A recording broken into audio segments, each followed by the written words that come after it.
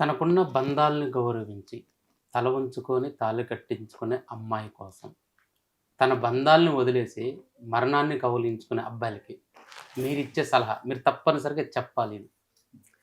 అంటే దీనిలో ఏంటంటే దుందుడుకు స్వభావం అంటారు దీన్ని. ఎందుకంటే ప్రతి ఒక్కళ్ళకి కూడా ఈ కాలంలో ఆలోచన తక్కువ, అవగాహన తక్కువ, ఆవేశం ఎక్కువైపోయింది. ఈ ఆవేశంలో ఏం చేస్తున్నామో కాలు ఎటు స్టెప్ పడిపోతుందో అనేది కూడా ఆలోచించడం లేదు. ఏదన్నా తెప్పకపోయింది ఎదవ జీవితం ఈ గొల్లంతా పడటానికి అంత పోతే పోయింది కదా అనేసి అంటారే కానీ చస్తే హ్యాపీగా ఉంటుందని. చస్తే హ్యాపీగా మానవ జీవితం అనేది ఒక అదృష్టంతో కూడుకున్న పని. ఒడిదుడుకులు అంటారా, ఆటుపోట్లు అంటారా, సముద్రంలో కూడా ఒడిదుడుకులు వస్తుంటాయి, ఆటుపోట్లు వస్తుంటాయి. అయినా తప్పదు అది. ఎందుకంటే ఇలాంటివి లైఫ్ కాబట్టి ఎదురీతలు ఎన్నో ఉంటాయి. అప్పుడు దాన్ని మనం ఎదుర్కొన్నప్పుడే అది లైఫ్ అనేది అర్థమవుతుంది. అంతేగాని చీకటి కొన్నాళ్ళు వెలుతురు కొన్నాళ్ళు అని చెప్తూనే ఉంటారు. అందుకని కొన్నాళ్ళు ఆ బాధలు అనేది వస్తుంది. ఆ బాధలు ఎప్పుడు వస్తుందంటే ఆ బాధల్లో ఏమిటి అనేది మనం ఆలోచించాలి. దీనిలో పరిష్కారం ఏమిటి అనేది మనం చూడగలిగినప్పుడు మనకేంటంటే ఆ వెలుగు అనేది మనకు కనపడుతుంది. దీనిలో మనం ఇలా స్టెప్ తీసుకోవాలి, వీళ్ళని నమ్మకూడదు, వీళ్ళని నమ్మచ్చు, వీళ్ళని మాత్రం మనం అనవసరంగా మనం ఇట్లా ఆహ్వానించకూడదు. ఏదైనా శత్రువులను కొంచెం దూరంగా పెట్టాలి. ఎవడు శత్రువో ఎవరు మిత్రుడా అని తెలిసేది మనకు బాధల్లోనే తెలుస్తుంది. మనకు ఆర్థిక బాధల్లో వచ్చేటప్పటికి మన వాళ్ళు అనే వాళ్ళందరూ దూరం అయిపోయి ఉంటారు. పరాయి వాళ్ళు కూడా మనల్ని ఆదుకోవడానికి ముందుకు వస్తుంటారు. అలాంటప్పుడు తెలుస్తుంది. అట్లాంటి వాళ్ళని జీవితంలో మర్చిపోకూడదు. అప్పుడు ఏంటంటే వీళ్ళకు ఈ ఆటుపోట్లను ఎదుర్కొన్నప్పుడు ఒక కరెక్ట్ జీవిత గుణపాఠం అనేది మనకు తెలుస్తుంది. ఆ మైండ్ మెచ్యూరిటీ అనేది పర్ఫెక్ట్గా వస్తుంది.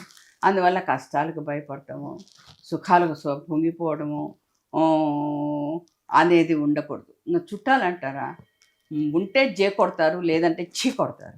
అలాంటి వాళ్ళని మాత్రం ఎప్పటికీ దగ్గరికి తీసుకోవద్దండి. ఎవడైనా సరే, ఎవడు మన మంచి కోరుతారో వాళ్ళకి మాత్రం వాళ్ళని గౌరవించండి, ఆహ్వానించండి. అమ్మ, మీ ఇన్నేళ్ళ జీవితంలో చాలామంది అబ్బాయిలు ఏమంటారంటే అమ్మాయిల్ని డబ్బులున్నవాడు దొరకగానే మమ్మల్ని వదిలేస్తారు అని అంటున్నారు. అమ్మాయిలు ఏమంటున్నారంటే మా శరీరాన్ని వాడుకొని అబ్బాయిలు వదిలేస్తున్నారు అంటున్నారు. అసలు ఏంటి ఈ రిలేషన్షిప్స్ పైన మీ అభిప్రాయం ఏంటి? ఒకటి నాన్న, ముందు చెప్పాలంటే మనం ఓల్డెన్ డేస్లో ఎత్తుకున్నా కూడా అమ్మాయి కొంచెం పెద్ద మనిషి ఏంటంటే అమ్మమ్మలో నానమ్మలో కూర్చొని సతీ అనసూయ, సతీ సుమతి ఇలాంటివి ఎన్నో ఉన్నాయి. ఈ సతీ సావిత్రి ఇలాంటివన్నీ వాళ్ళలో వాళ్ళ కష్టాలు పడిన ఇది సతీ సక్కుబాయి వాళ్ళంతా ఎలా వచ్చారు, ఎలా అధిగమించారు, జీవితాన్ని ఎలా పోరాడారు, ఆటుపోట్లను ఎలా ఎదుర్కొన్నారు అనేసి అన్ని క్షుణ్ణంగా నేర్పిస్తారు. అంటే పెద్దలు వస్తే గౌరవించాలి, పెద్దలకి పాద నమస్కారం చేసుకోవాలి. చాలా మంచిది కూడా, హెల్త్ రీత్యా మంచిది. ఆరోగ్యం వాళ్ళకి ఎంతో ఒక ఆ పర్ఫెక్షన్ అనేది వస్తుంది. అవన్నీ పెద్దవాళ్ళ దగ్గర నుంచి వస్తుంది. అంటే ఇప్పుడంటే లోపించాయనుకోండి. ఇప్పుడు అలాంటి పేర్లు చెప్పినా కూడా ఎవరమ్మా వీళ్ళు ఏ యాక్టర్స్ అని అడిగేవాళ్ళే కానీ ఏ పతివ్రతలా అని అడిగేవాళ్ళు తక్కువ.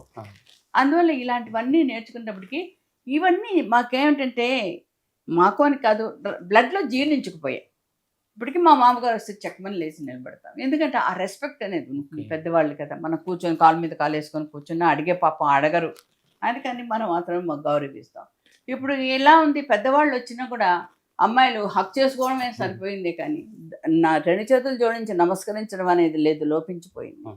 ఇప్పుడు ఇలాంటి పరిస్థితుల్లో వచ్చి ఏది ఎలా చేశారు అంటే కనీసం ఇప్పుడు అంటే ఈ పెద్దవాళ్ళను అమ్మలు నానమ్మలను చీకొట్టిన అమ్మలన్నా ఆ పార్ట్ తీసుకోవాలి. వీళ్ళు కిటీ పార్టీలని, ఆ పార్టీలని, ఈ పార్టీలని వీళ్ళు తిరగడం సరిపోతుంది, షాపింగ్లని అని పిల్లలకి నేర్పించేవాళ్ళు ఎవరు? వాళ్ళు సెల్ ఫోన్లు చూసుకుంటూ వాళ్ళు ఆడుకుంటూ వాళ్ళు చేసుకోవడం, సెల్ ఫోన్లో గేమ్స్ ఆడుకోవడం సరిపోతుంది. అందువల్ల వీళ్ళకి ఏంటంటే ఒక పరిజ్ఞానం, లోకజ్ఞానం అనేది క్షుణ్ణంగా క్షీణించుకుపోయింది. అందువల్ల వాళ్ళకి వచ్చింది తోచింది పిచ్చోడి చేతిలో రాయి అన్నట్టు వాడికి వచ్చింది వాడు ఇష్టం వచ్చినట్టు ప్రవర్తిస్తున్నాడు. ఇప్పుడు భర్త కూడా ఏదన్నా కోపం చేసినప్పుడు ఎందుకు కోపం చేస్తున్నాడు, ఆ మైండ్ సెట్ ఏంటా, ఇతనికి ఏమైంది, ఆఫీస్లో ఏమైనా టెన్షన్స్ ఏమైనా ఎక్కువైపోయాయా, దీనివల్ల ఇంటికి వస్తాను కొంచెం కూల్గా సామరస్యంగా ఏమైనా ఉంటే ఒక గంట సేపు అని కాఫీ తీసి కూల్ అయిపోతారు. అప్పుడు విషయం ఏంటో తెలుసుకోవచ్చు. వాడు అరిచాడా నేను అరుస్తాను, ఇల్లంతా ఒక కురుక్షేత్రం చేస్తాం, పిల్లల్ని అందరూ అనాథల్ని చేస్తాం, పటాపటా మనకు విడాకులు తీసుకుని వెళ్ళిపోదాం. అప్పుడు ఒక వీధి వీధి వీధంతా కూడా ఒక ఎట్లా అంటే ఒక వింతగా చూసుకోవడమే కానీ అదొక చీప్ అయిపోతున్నారు మనుషులు, చులకనైపోతున్నారు సమాజంలో. దీనివల్ల ఎవరు చేస్తున్నారు? వీళ్ళ మైండ్ సెట్, వీళ్ళకి ఆలోచన సరళి లోపించడంలో తల్లిదండ్రులు కూడా వాళ్ళ బిడ్డగా వాళ్ళు వత్తాసు పలుకుతున్నారు, వీళ్ళకి వీళ్ళు సపోర్ట్ చేస్తున్నారు. ఇంకా ఈ చెప్పేవాళ్ళు ఎవరు? ఇది తప్పు, ఇది ఒప్పు, చెంప మీద ఒకటేసి చేసింది తప్పే అని ఒక్కళ్ళు చెప్పమను, తల్లిదండ్రులు చెప్పరు. ఎందుకంటే వాళ్ళు ఎక్కడ ఫీల్ అవుతారని వీళ్ళ భయం. ఏది తప్పు ఏది రైట్ అని చెప్తేనే కదా తెలిసేది. అది చెప్పండి.